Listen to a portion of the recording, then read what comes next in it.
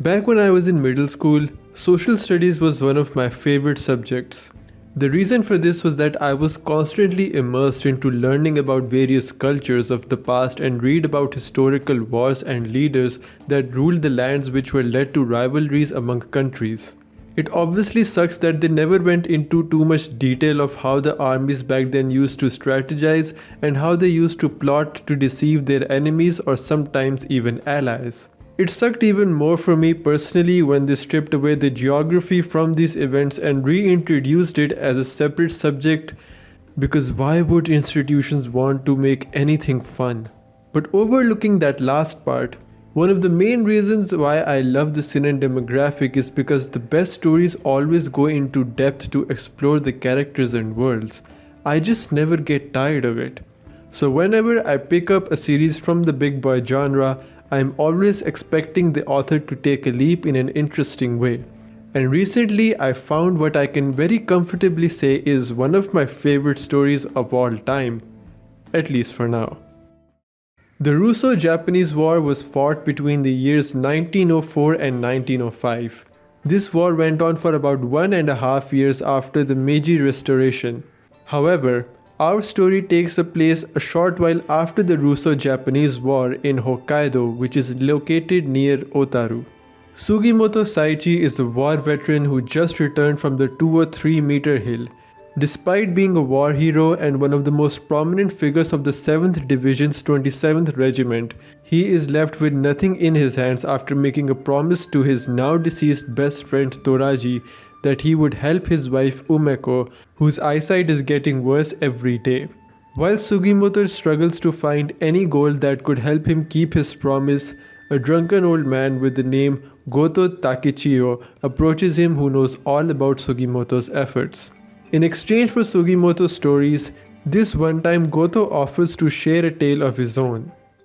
There was a time when there was a lot of gold in the rivers of Hokkaido, and a group of Ainu tribe was gathering this gold to fight back against the Japanese. However, among the Ainu lied a traitor who killed the other group members and stole the entirety of gold himself.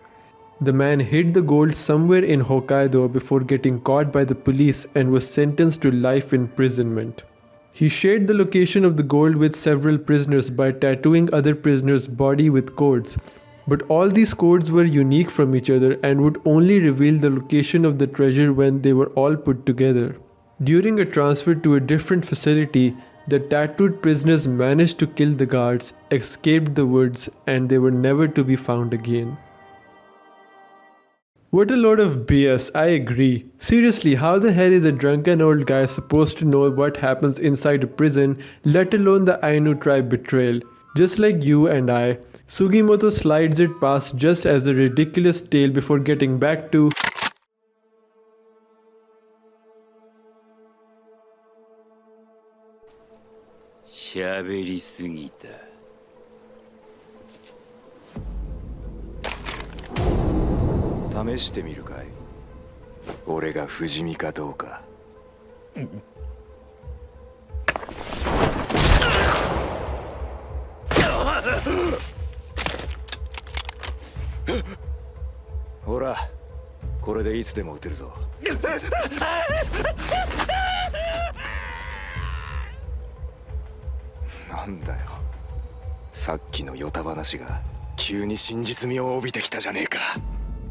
Doesn't sound like a ridiculous tale now, does it?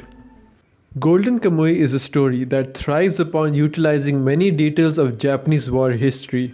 Characters from each department are treated as main character because they hold that much of an importance to the story and leave a lasting impact on the entire journey of the series. Once you get to meet the rest of the cast, the story slowly brings them all very close and starts wrapping the entire narrative around them. You can find a very caring and lovable friend in Asiripa, who belongs to the Ainu and is in search for the traitor from the tribe. Her and Sugimoto's friendship is the point where the story kicks off, and it's perfect for me because it completely captures how two people with different motives can team up to meet a certain goal. This is the formula that the series continues to explore by introducing characters like Ogata, Tsurumi, Hijikata and Tanigaki, just to name a few. A lot of these characters at first sight seemed like fodder that the creator would dispose of pretty early, but seeing how all of their stories have turned out really made me invested. I could throw a line here and say that there aren't any bad guys in this show, but instead it's the case of the bad guys being so bad that it's incredibly difficult to hate them. The author creates very unique and crafty situations which results in unpredictable outcomes. The structure of the story is like that of a never-ending roller coaster ride that narratively refuses to fall flat. It is also huge credit to the fact that the author created these characters as if they were real people, because the focus is constantly shifted to each side, which never leaves out a specific person or group. The characters will act on their own will off screen, so that when the story is shifted back to their perspectives, then it shows how another group could potentially destroy their plans. This is such an exciting and brilliant way to build up each arc in an innovative way. You can also see that they had voice actors actually pronounce Russian and Ainu language and very closely studied the post-Russo-Japanese war era. I'm not sure how accurate the languages are, especially the Ainu one, but it's a neat detail that I appreciate. Other little details like this Japanese trying to strengthen their army by spending money to get hold of new weaponry, and how certain characters are deemed as criminals in certain parts of the world for unknown reasons which are revealed later were a treat for me personally. Even the battles are different from each other. Each character has a certain strength, so adapting and strategizing is crucial to the victory. Judo, which is a Japanese martial art, is added to the mix with stuff like stenka, sword fighting and gunfights.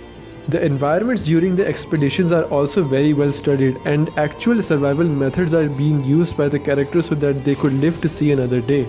It honestly sucks that a story that has this level of incredible detail has been so easily overlooked by the anime community.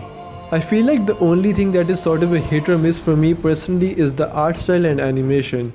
Despite being one of the few animes that has been consistently been renewed since 2018, the animation lacks in quality when compared to something like Vinland Saga, Mushoku Tensei, and even To Your Eternity. And it's a damn shame, because honestly if they could have pulled a little bit higher, then it would have ticked all the boxes for me. Although I will admit that the show can look aesthetically gorgeous at certain parts of the story, but the real enemy of this anime is hiding in the shadows, also known as CGI bears. Like seriously, I got insane The Promised Neverland Season 2 flashbacks, and I'm so glad I didn't have to see this for too long, because man does it stick out like a sore thumb. So far I have watched 3 seasons of the show, and this is how I can sum up all 3 of them. Season 1, good prologue and great start to the journey. Season 2, incredible narrative with a great sense of urgency. And Season 3, a completely different breed. Also my favorite season of the show so far. Golden Kamuy is an incredible story with jaw-dropping twist, well thought out characters and a detailed world building that perfectly captures the early 1900s Japanese war era and helps educate its audience about it. It is a journey that not only excels at developing relationships and bonds between its characters, but also creates an incredible mystery of what lies beyond the hidden gold rush of Hokkaido.